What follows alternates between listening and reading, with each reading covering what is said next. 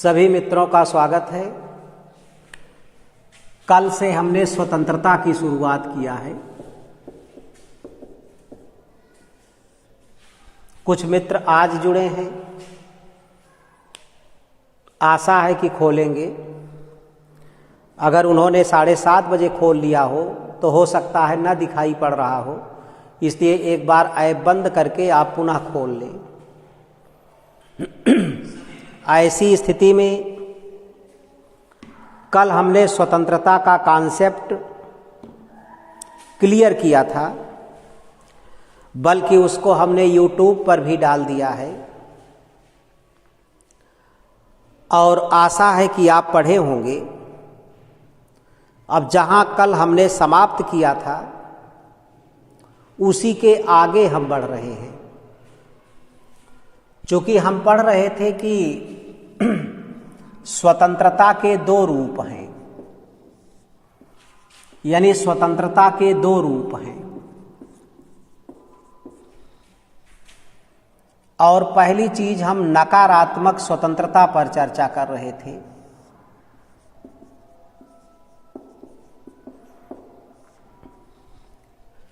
और हमने नकारात्मक स्वतंत्रता में को दो हिस्सों में बांटा था, क्योंकि राजनीति शास्त्र में दो स्थितियों पर ज्यादा बल दिया जाता है, एक राजनीतिक और दूसरा आर्थिक। इसीलिए राजनीति शास्त्र पढ़ने वाले प्रतियोगी छात्रों को अर्थव्यवस्था का भी कुछ ना कुछ ज्ञान हो जाता है। नकारात्मक स्वतंत्रता को हमने दो भागों में बांटा था, एक राजनीतिक क्षेत्र और दूसरा आर्थिक क्षेत्र।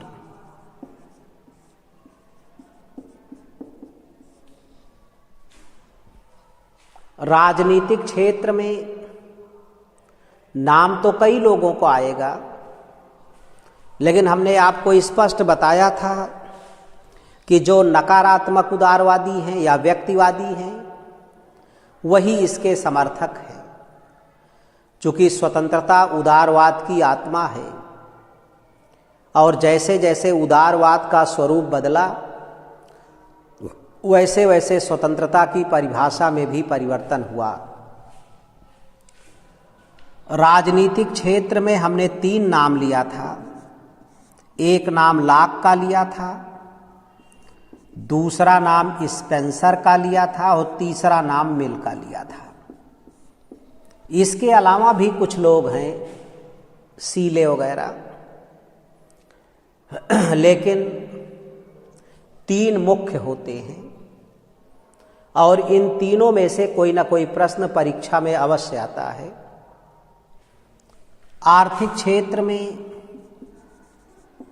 हमने एडम स्मिथ,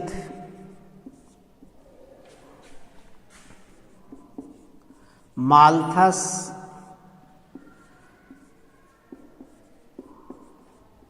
और रिकार्डो का नाम लिया था।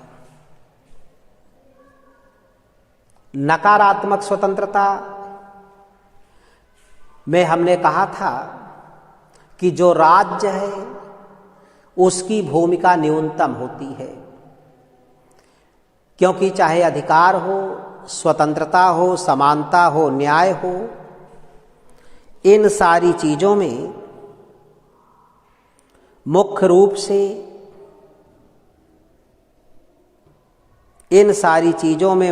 से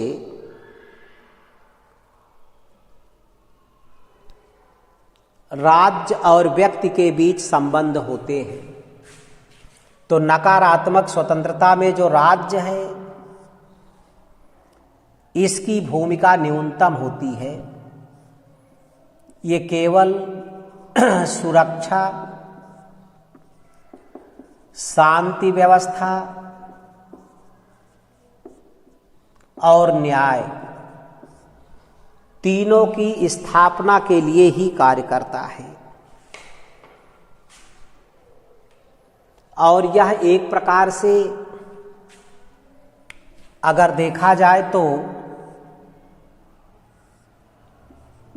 सामाजिक, आर्थिक और राजनीतिक इन तीनों क्षेत्रों में अहस्तक्षेप की नीति पर काम करता है।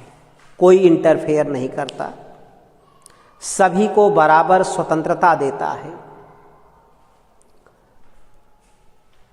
नकारात्मक स्वतंत्रता क्या है, इस पर कल हमने 1 घंटे चर्चा किया। आज जो नकारात्मक स्वतंत्रता के समर्थक हैं, उन्होंने स्वतंत्रता के बारे में क्या बात कही, कौन सा कथन कहा, उस पर चर्चा करेंगे। हम जानते हैं कि व्यक्तिवाद या उदारवाद या नकारात्मक उदारवाद, इन सभी के जनक जॉन लॉक हैं। इन्हें पूंजीवाद का भी जनक कहा जाता है, इन्हें मध्य वर्ग का भी जनक कहा जाता है। और पूंजीवाद बाजारीकरण को महत्व देता है। तो जॉन लॉक ने अपना विचार व्यक्त करते हुए स्पष्ट किया था, यानी लॉक ने स्पष्ट किया था कि मनुष्यों के पास कुछ प्राकृतिक अधिकार होते हैं, यानी जीवन, स्वतंत्रता और संपत्ति का अधिकार। यानी जीवन, स्वतंत्रता और संपत्ति का अधिकार प्राकृतिक अधिकार है, और ये अधिकार सभी व्यक्तियों को बिना किसी भेदभाव के प्राप्त होते हैं। ये किसी को कम या ज़्यादा नहीं मिलते। इसी आधार पर लॉक को व्यक्तिवादी भी कहा जाता है। लॉक स्वतंत्रता का प्रबल पक्षधर है, क्योंकि उदारवाद का जनक है। उदारवाद की आत्मा ही स्वतंत्रता है। उदारवाद का मूल मंत्र ही स्वतंत्रता की स्थापना है। इसीलिए लॉक अपना स्टेटमेंट देता है, और अपना स्टेटमेंट देते हुए लॉक कहता है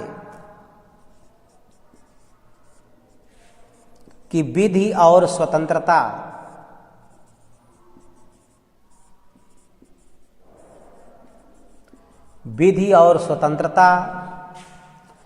एक दूसरे के पूरक हैं। विधि और स्वतंत्रता एक दूसरे के पूरक हैं। यानी स्वतंत्रता कानून के अतिरिक्त अन्य नियंत्रण का अभाव है। जहां विधि नहीं, वहां स्वतंत्रता नहीं। इसीलिए लॉक इस बात की चर्चा करते हैं। अमित सिंह कह रहे हैं, सर पता नहीं क्यों क्लास चल नहीं रहा है। बेटा, आप ऐप को एक बार बंद करके फिर खोलिए तो आपको क्लास चलता हुआ दिखाई पड़ेगा। आपने ऐप क्लास को शुरू होने के पहले खोल लिया होगा, 2-4 मिनट लेट शुरू हुआ है। इसलिए ऐप को एक बार बंद कर दीजिए, उसके बाद आप पुनः उसे खोलिए। अमित सिंह, एक बार ऐप बंद करके फिर खोलिए। जो पढ़ रहे हैं वो लिख दें कि ऐप बंद करके पुनः खोलें। यानी विधि और स्वतंत्रता एक दूसरे के पूरक हैं। लॉक मानते हैं कि कानून स्वतंत्रता के लिए आवश्यक है।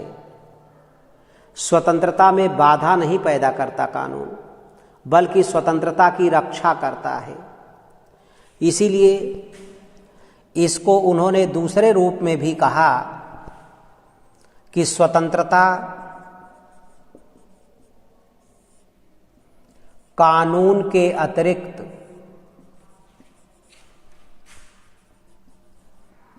स्वतंत्रता कानून के अतिरिक्त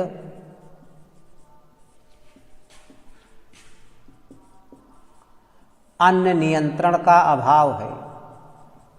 यानी वो मानते हैं कि कानून के अतिरिक्त स्वतंत्रता पर और कोई नियंत्रण नहीं होना चाहिए।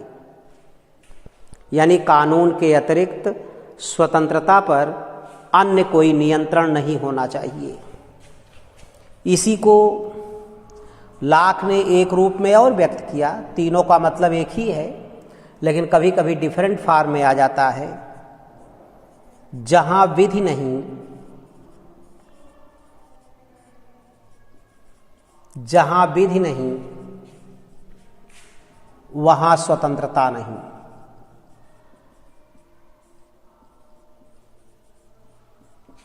यानी जहां विधि नहीं वहां स्वतंत्रता नहीं।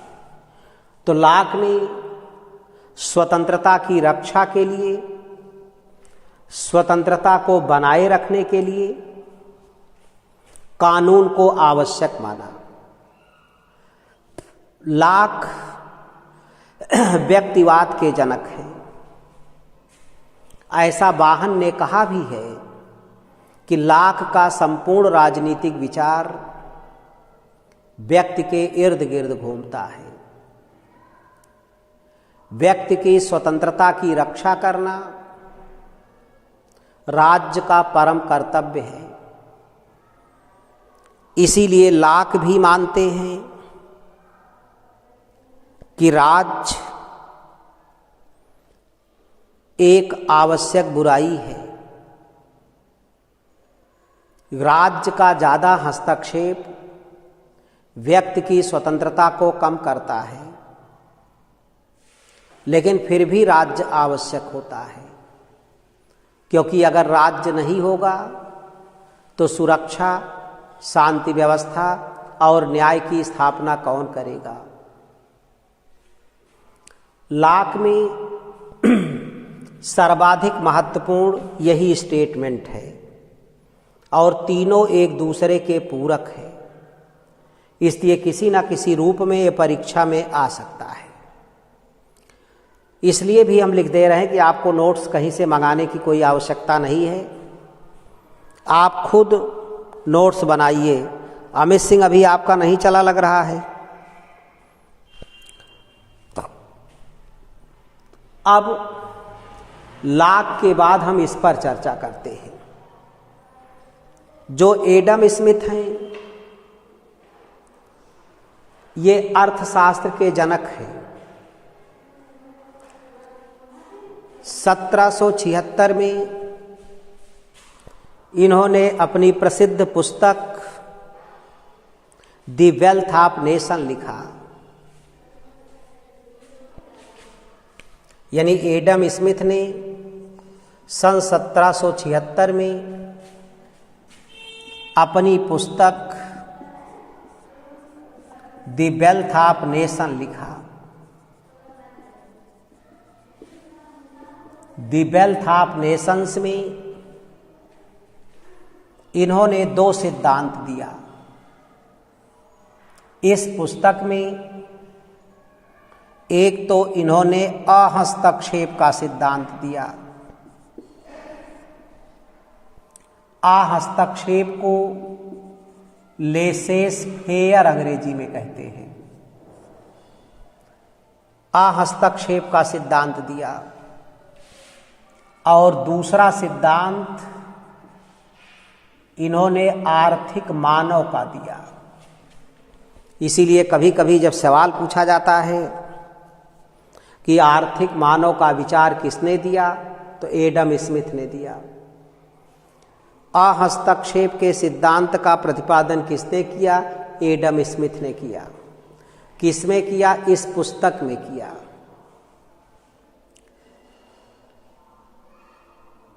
एडम स्मिथ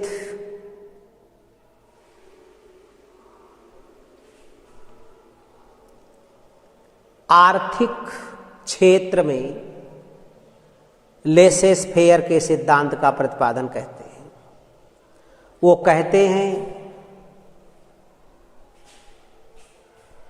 कहते हैं कि आर्थिक क्षेत्र में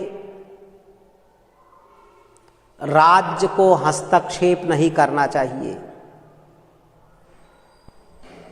और बाजार में सभी व्यक्तियों को मुक्त प्रतियोगिता करने के लिए खुला छोड़ देना चाहिए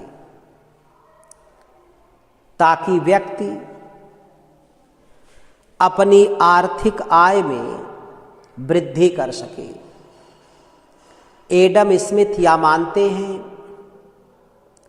कि वाणिज्य और स्वतंत्रता, यानी एडम स्मिथ मानते हैं कि वाणिज्य और स्वतंत्रता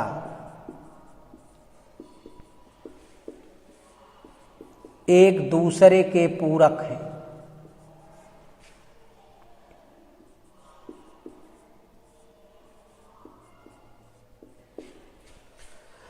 यानी वाणिज्य और स्वतंत्रता एक दूसरे के पूरक हैं। एडम स्मिथ ये मानते हैं कि राष्ट्रीय आय बराबर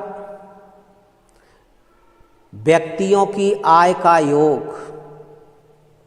यदि बाजार में सभी व्यक्तियों को मुक्त प्रतियोगिता करने के लिए खुला छोड़ दिया जाए तो हर व्यक्ति अपनी आय में वृद्धि कर लेगा, और जब हर व्यक्ति अपनी आय में वृद्धि कर लेगा तो राष्ट्रीय आय में स्वयमेव वृद्धि हो जाएगी। यानी राष्ट्रीय आय को व्यक्तिगत आय के योग के आधार पर आंकते हैं। तो ये एडम स्मिथ हैं, आर्थिक उदारवाद के जनक हैं, अर्थशास्त्र के पिता हैं। द वेल्थ ऑफ नेशन नामक पुस्तक दिया। इस पुस्तक में लेसेस फेयर या अहस्तक्षेप और आर्थिक मानों का विचार दिया। इनका मानना है कि आर्थिक क्षेत्र में राज्य को हस्तक्षेप नहीं करना चाहिए, सभी को बाजार में मुक्त प्रतियोगिता करने के लिए खुला छोड़ देना चाहिए। ये वाणिज्य और स्वतंत्रता को एक दूसरे का पूरक मानते हैं।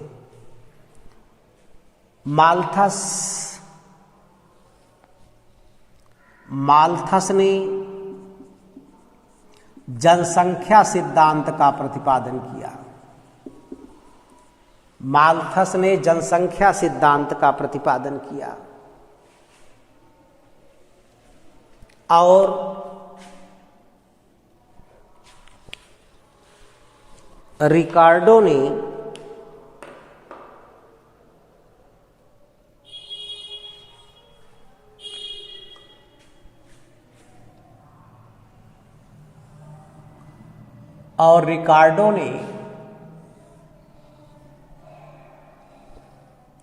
किराए का सिद्धांत,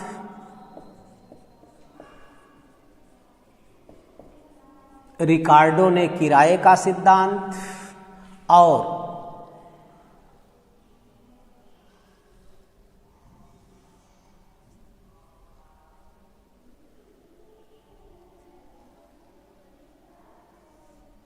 यानी रिकार्डो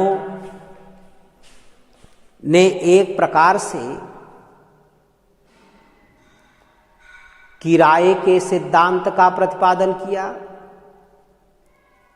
और साथ साथ इन्होंने श्रम के लौह नियम के सिद्धांत का भी प्रतिपादन किया।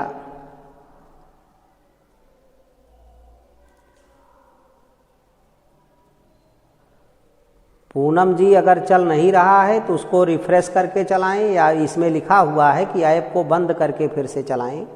कुछ क्षेत्रों में आप जानकारी ले लीजिए, अगर ऑनलाइन पढ़ना चाहती हैं तो, जुड़ी हुई हैं तो चलने लगेगा।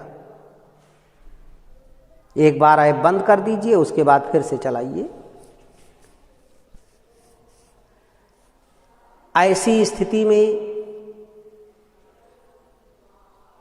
जो नकारात्मक स्वतंत्रता है उसी के समर्थक ए भी हैं और ए भी हैं। अब हम विशेष रूप से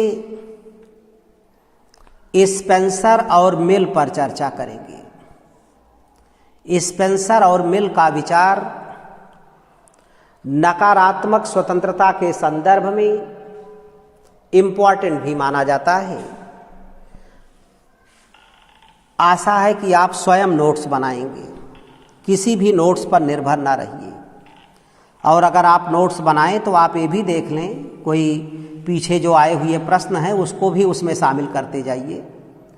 जितनी मेहनत आप स्वयं करेंगे वो आपका अपना होगा, और सब एक माहौल ही होता है।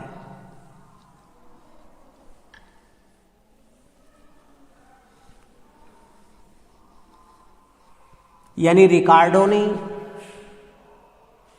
किराए के सिद्धांत का प्रतिपादन किया और मजदूरी के लौह नियम के सिद्धांत का प्रतिपादन किया।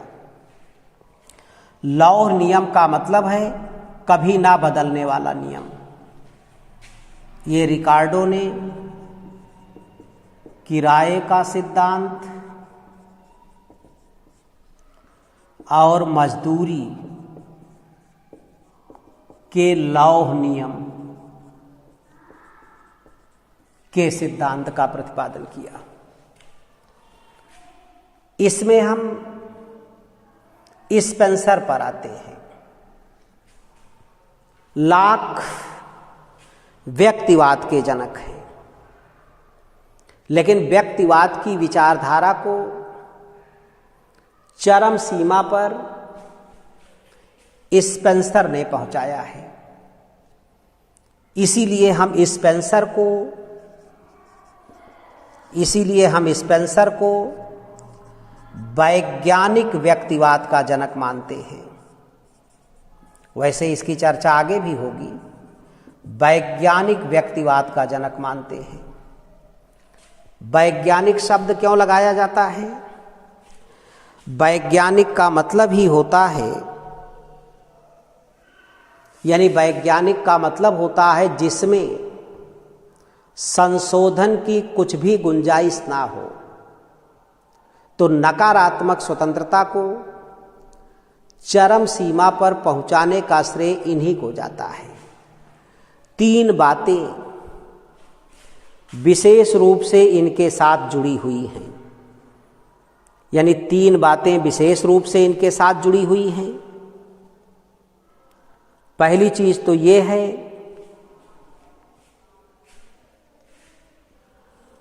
कि स्पेंसर वैज्ञानिक व्यक्तिवाद के जनक हैं। दूसरी महत्वपूर्ण चीज है कि स्पेंसर ने सावयवी सिद्धांत को जन्म दिया। ये बहुत महत्वपूर्ण है। पूरे राजनीति शास्त्र में जगह जगह पर प्रकाश, पूरे राजनीति शास्त्र में जगह जगह पर सावयवी सिद्धांत की बात होती है। यानी जगह जगह पर सावयवी सिद्धांत की बात होती है। कभी प्लेटो के साथ जुड़ जाता है, कभी अरस्तु के साथ जुड़ जाता है, कभी और किसी के साथ जुड़ जाता है। ये देखो यार, तुम्हारे वाले में चल नहीं रहा है, फ्लैक्चुएट कर रहा है, तो बड़ा फोन आता रहता है ना। सावयवी सिद्धांत का नाम बहुत सारे लोगों के साथ है, लेकिन अगर परीक्षा में पूछा जाए कि सावयवी सिद्धांत संबद्ध है तो चिन्ह स्पेंसर ही लगेगा। सावयवी सिद्धांत का क्या मतलब होता है? सावयवी सिद्धांत का मतलब होता है अंगी और अंग का संबंध, संपूर्ण और अंश का संबंध। यानी स्पेंसर मानते हैं, स्पेंसर चूंकि एक समाजशास्त्री हैं, इसलिए राज्य से ज़्यादा समाज को महत्व देते हैं। और वह ये मानते हैं कि राज्य या समाज संपूर्ण है और व्यक्ति उसका एक अंग है, और अंग का महत्व अंगी के साथ है। अंगी से अलग अंग का कोई महत्व नहीं है, इसलिए राज्य या समाज से अलग व्यक्ति का कोई महत्व नहीं है। जो व्यक्ति समाज के अनुसार अपने को फिट नहीं कर सकता, उसका होना या ना होना दोनों बराबर है। जैसे हम भी सायोबी हैं, जितने जीव होते हैं सब सायोबी होते हैं। जैसे हाथ अंग है, ये पूरी शरीर अंगी है। अब हाथ का महत्व शरीर के साथ है। अगर हाथ को शरीर से अलग कर दिया जाए तो अस्तित्व विहीन हो जाएगा। उसी प्रकार से व्यक्ति को अगर समाज से अलग कर दिया जाए तो व्यक्ति बेकार हो जाएगा। इसी आधार पर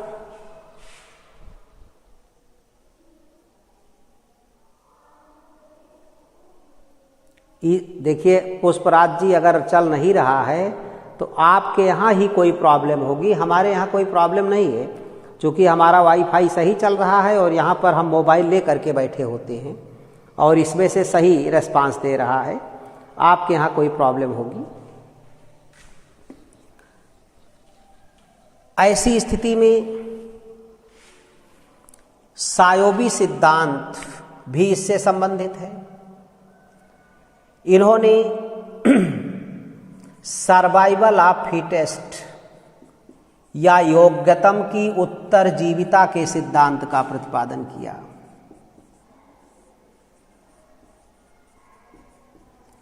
योग्यतम की उत्तरजीविता का सिद्धांत 3 बातें स्पेंसर के साथ जुड़ा है। वैज्ञानिक व्यक्तिवाद का जनक, सायोबी सिद्धांत का जनक, योग्यतम की उत्तरजीविता का सिद्धांत। स्पेंसर से ही इस सिद्धांत को डार्विन ने लिया, जिसे जीव विज्ञान के क्षेत्र में लागू किया। अब यहां पर सवाल पैदा होता है कि स्पेंसर भी स्वतंत्रता के प्रबल पक्षधर हैं और वो मानते हैं कि राज्य, ये जो राज्य है, ये आंतरिक सुरक्षा, बाह्य सुरक्षा और न्याय तक सीमित रहे। शेष सभी क्षेत्रों में व्यक्ति को स्वतंत्र छोड़ दे, खुला छोड़ दे। जैसा कि स्पेंसर ने लिखा भी है कि व्यक्ति को इतना स्वतंत्र छोड़ दिया जाना चाहिए कि उस पर कानून का भी कोई प्रतिबंध ना हो। इसीलिए स्पेंसर ने लिखा है, विधि और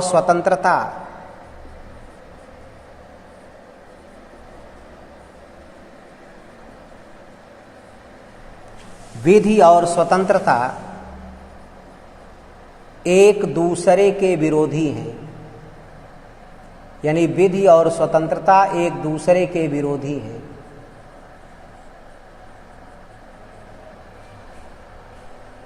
जहां लॉक ने कहा कि विधि और स्वतंत्रता एक दूसरे के पूरक हैं, तो इन्होंने स्पष्ट कर दिया कि विधि और स्वतंत्रता भी एक दूसरे के विरोधी हैं।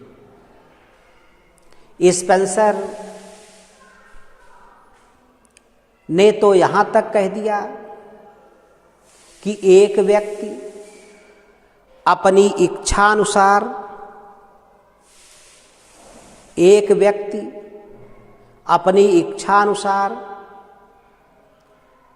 यदि कोई कार्य करता है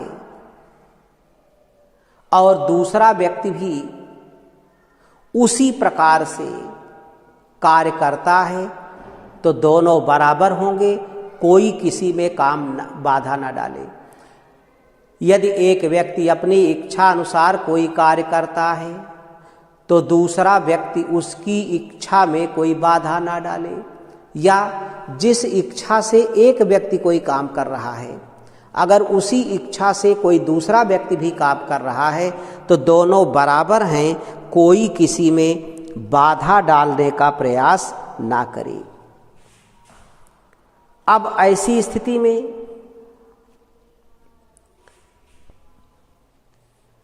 एक व्यक्ति अपनी इच्छा के अनुसार जो कार्य करता है उसके कार्य में कोई बाधा तब तक ना डाले जब तक दूसरे के उसी प्रकार की इच्छा में कोई बाधा ना आए। स्पेंसर स्वतंत्रता के इतने बड़े प्रबल पक्षधर हैं कि उन्होंने राज्य को व्यक्ति का शत्रु बताया और उन्होंने अपनी पुस्तक सोशल स्टैटिक्स में यहां तक लिखा कि एक आदर्श समाज वह समाज होगा जहां राज्य नाम की कोई चीज ना हो और प्रत्येक व्यक्ति को उसकी इच्छा के अनुसार स्वतंत्रता पूर्वक कार्य करने के लिए छोड़ दिया जाना चाहिए। यानी आप देखें तो कह सकते हैं कि स्पेंसर ने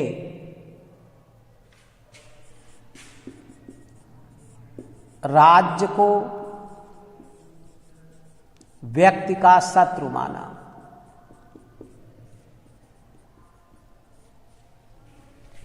स्पेंसर ने राज्य को व्यक्ति का शत्रु माना क्योंकि व्यक्ति की स्वतंत्रता में बाधा डालता है। स्पेंसर ने अपनी पुस्तक सोशल स्टैटिक्स में लिखा है कि एक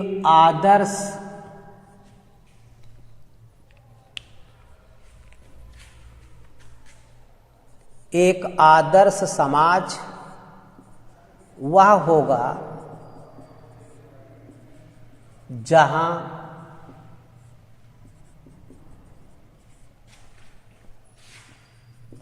राज्य नाम की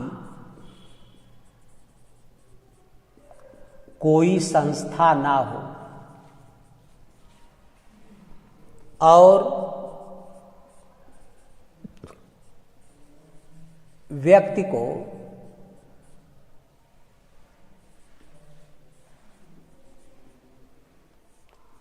स्वतंत्र छोड़ दिया जाए। यानी एक आदर्श समाज वह समाज होगा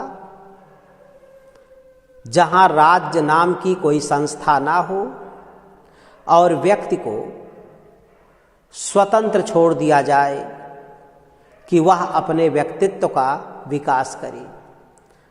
अब आप समझ सकते हैं कि स्पेंसर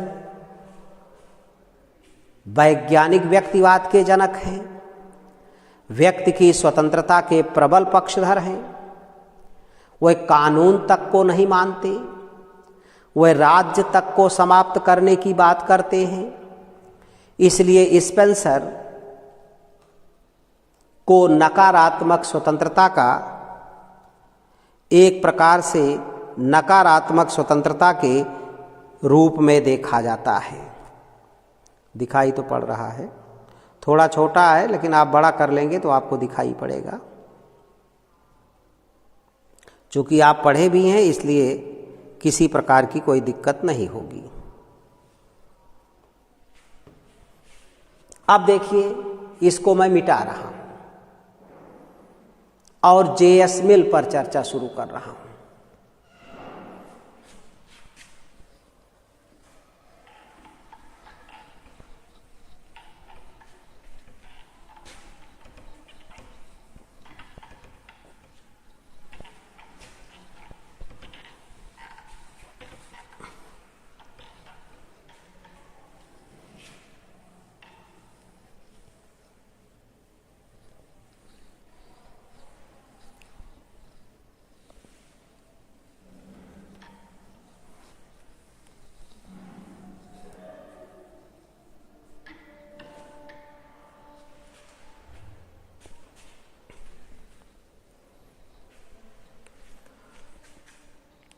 जे.एस. मिल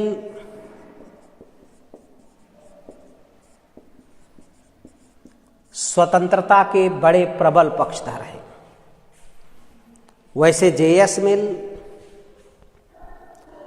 राजनीतिक विचारों के मामले में व्यक्तिवादी भले हों, लेकिन सामाजिक आर्थिक विचारों के मामले में उनका दृष्टिकोण सकारात्मक है। जे.एस. मिल की पुस्तक का नाम ही है ऑन लिबर्टी, और लिबर्टी नकारात्मक स्वतंत्रता का पक्षधर है। जे.एस. मिल ईस्ट इंडिया कंपनी में सचिव भी थे, और ईस्ट इंडिया कंपनी एक प्राइवेट कंपनी है जो कि एक तरीके से पूंजीवाद या बाजारीकरण को महत्व देती है। और जे.एस. मिल ने इस पुस्तक में एक स्टेटमेंट दिया, और उसी स्टेटमेंट की व्याख्या ही नकारात्मक स्वतंत्रता की व्याख्या है। और जे.एस. मिल ने लिखा है कि व्यक्ति अपने मस्तिष्क, जब आप थिंकर पढ़ेंगे तब भी ये चीज आएगी, व्यक्ति अपने मस्तिष्क और शरीर पर संप्रभु है।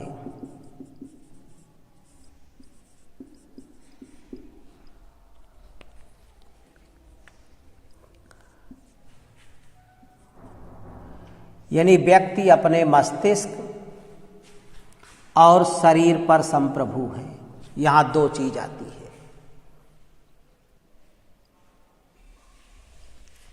यहां जो मस्तिष्क है, इस स्टेटमेंट में दो बातें उभर कर आती हैं।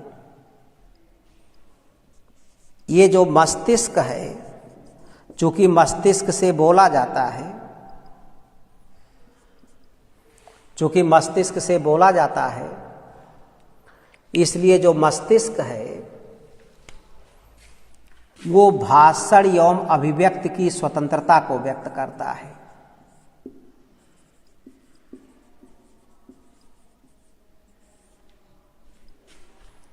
भाषण एवं अभिव्यक्ति की स्वतंत्रता को व्यक्त करता है। और आप जानते हैं कि भाषण एवं अभिव्यक्ति की स्वतंत्रता एक राजनीतिक स्वतंत्रता है। यह एक राजनीतिक स्वतंत्रता है, और इस मामले में, यानी इस मामले में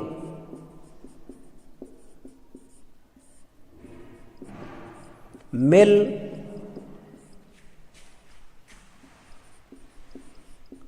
असीमित स्वतंत्रता के पक्षधर हैं।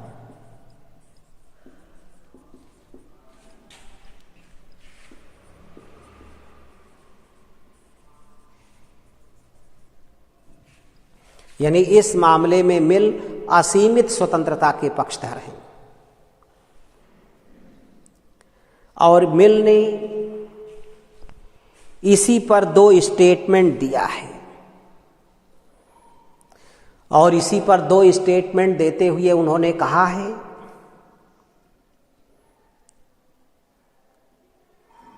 कि यदि संपूर्ण समाज एक तरफ हो और एक व्यक्ति एक तरफ हो,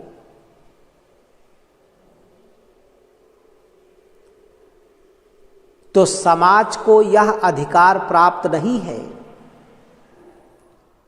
कि वह उस व्यक्ति को चुप करा दे। यदि व्यक्ति भी शक्ति प्राप्त होता तो उसे भी यह अधिकार प्राप्त नहीं है कि वह समाज में कोई हस्तक्षेप करे। यानी उन्होंने ये मानकर चले कि सबको अपनी अपनी जगह पे बराबर राइट है। मिल राज्य में पागल, सनकी और मूर्खों तक को बोलने की इजाजत देते हैं, क्योंकि मिल खुद पर्सनल बहुत इंटेलेक्चुअल थे और वो मानते थे कि हर आदमी इंटेलेक्चुअल होगा और अच्छी चीज ग्रहण कर ले, बुरी चीज छोड़ दे, नुकसान क्या है। इसीलिए मिल जब अपना स्टेटमेंट देते हैं तो कहते हैं कि 10 सनकी व्यक्तियों में से 9 निरर्थक बुद्धू हो सकते हैं, लेकिन 10वां व्यक्ति समाज के लिए इतना महत्वपूर्ण हो सकता है कि अनेकों व्यक्ति भी मिलकर नहीं हो सकते।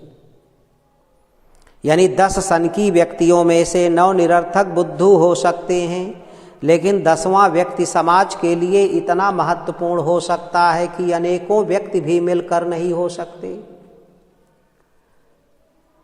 अब आप अनुमान लगा सकते हैं कि मिल इस मामले में कितने बड़े पक्षधर हैं।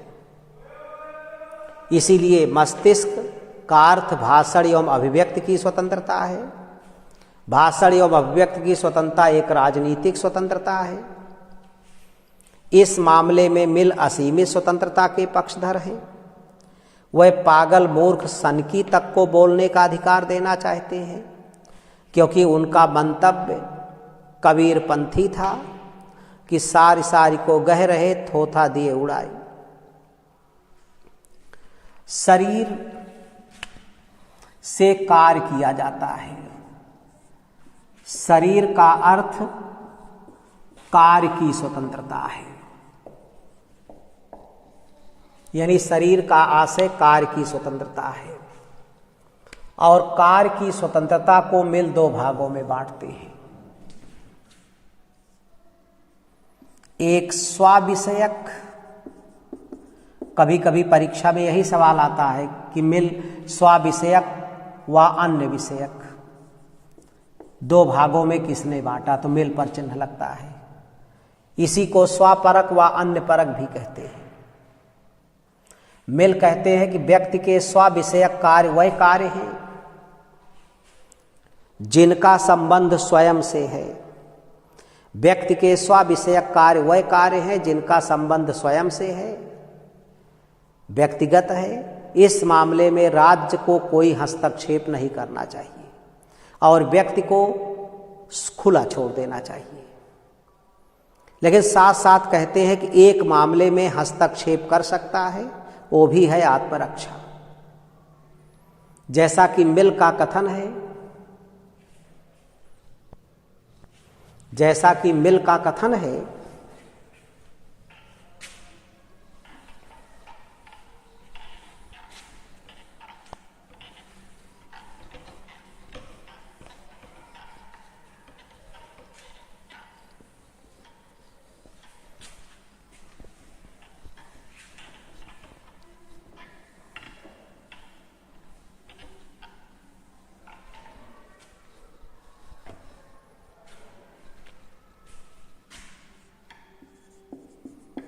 इसका संबंध स्वयं के कार्य से है।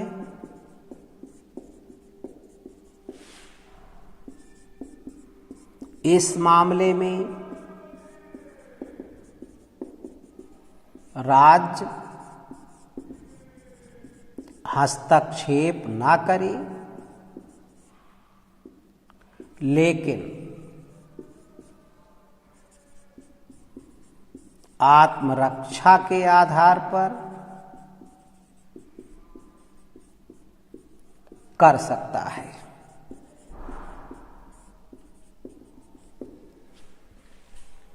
जैसा कि मिल का कथन है,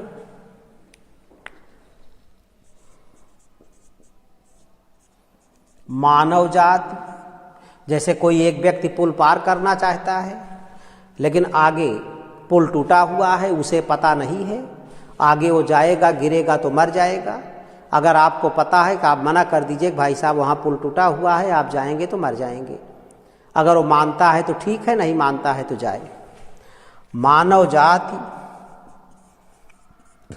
व्यक्ति की स्वतंत्रता में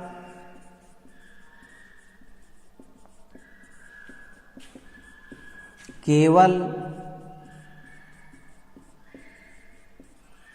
एक आधार पर हस्तक्षेप कर सकती है और वह है आत्मरक्षा।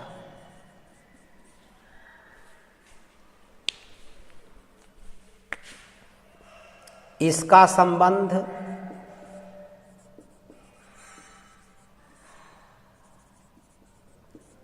अन्य व्यक्तियों से है। इस मामले में राज्य हस्तक्षेप कर सकता है, क्योंकि सामाजिक आर्थिक क्षेत्र में हस्तक्षेप की इजाजत देते हैं। मिल ने जो इस प्रकार का विचार प्रस्तुत किया, उसके आधार पर उनकी बड़ी आलोचना भी हुई। बारकर ने मिल को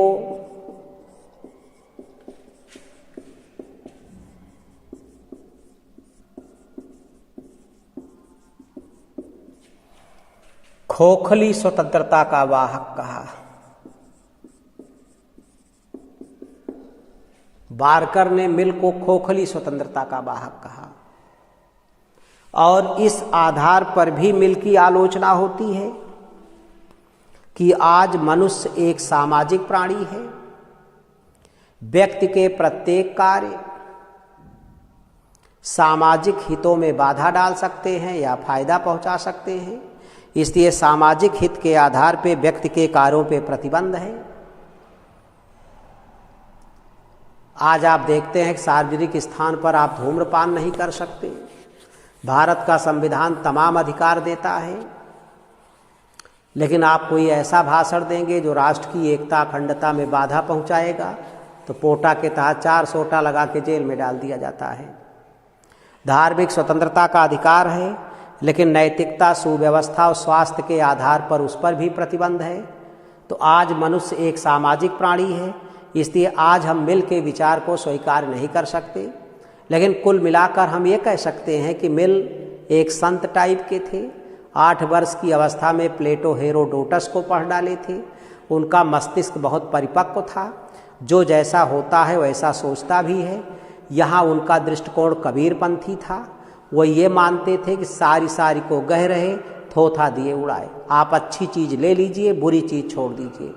लेकिन मनुष्य बुद्धिमान कम होता है और मूर्ख को संख्या ज़्यादा होती है, और वो खराब चीज़ों को ग्रहण कर लेता है और अच्छी चीज़ों को छोड़ देता है। इसलिए आज हम किसी को भी असीमित स्वतंत्रता नहीं दे सकते। इस प्रकार से नकारात्मक स्वतंत्रता समाप्त हुआ। यहाँ पर 2-3 स्टेटमेंट और भी हम लिख सकते हैं। 2 स्टेटमेंट है सीले का। सीले कहते हैं स्वतंत्रता, ये भी नकारात्मक में है, स्वतंत्रता अतिशासन का विलोम है।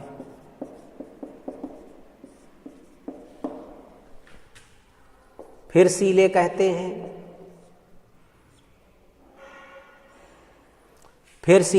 हैं कि स्वतंत्रता यानी पूर्ण स्वतंत्रता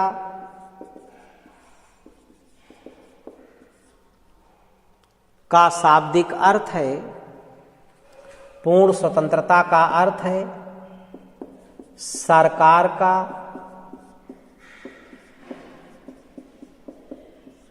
पूर्णता न होना। मैकेनी भी लिखते हैं कि पूर्ण स्वतंत्रता जंगली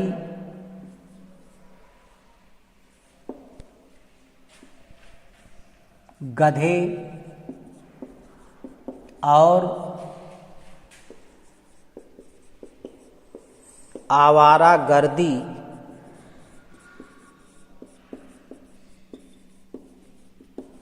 की ही स्वतंत्रता हो सकती है।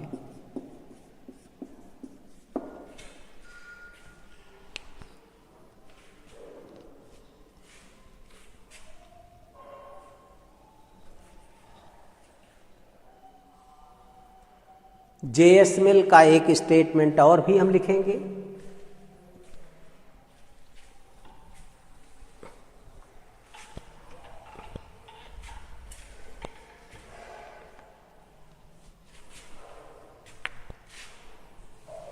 यानी J.S. मिल कहते हैं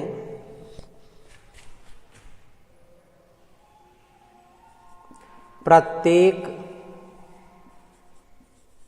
व्यक्ति द्वारा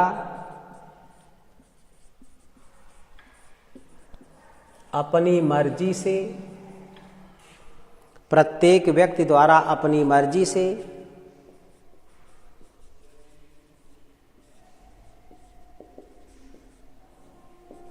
सुख ढूंढने का अवसर है।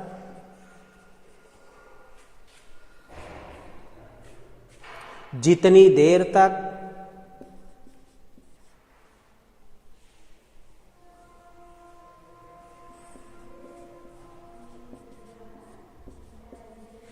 वह दूसरे के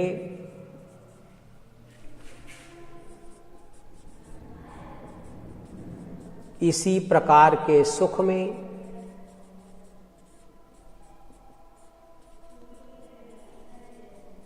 बाधा न डाले। यानी प्रत्येक व्यक्ति द्वारा अपनी मर्जी से सुख ढूंढने का अवसर है, जितनी देर तक वह दूसरे के इसी प्रकार की स्वतंत्रता में बाधा, इसी प्रकार के सुख में बाधा ना डाले। ये भी स्वतंत्रता की एक परिभाषा हो सकती है और ये नकारात्मक के अंतर्गत आता है। इसलिए नकारात्मक स्वतंत्रता पूरी तरह से समाप्त हुई है। अब हम कल सकारात्मक स्वतंत्रता पर चर्चा करेंगे। इसीलिए हम आराम से धीरे धीरे इन बिंदुओं पर चर्चा कर रहे हैं। सभी को शुभ रात्रि। आप देखिए एक ऐप को एक बार ऐप बंद करके फिर से चलाया करिए और थोड़ा सा ट्रेनिंग कर लीजिए पढ़ने का। जो पढ़ते हो उनसे थोड़ा सा पूछ लीजिए तो आपको पता चल जाएगा। क्योंकि पढ़ाते समय क्लास में होते हैं, इसलिए ज़्यादा कुछ नहीं बता सकते।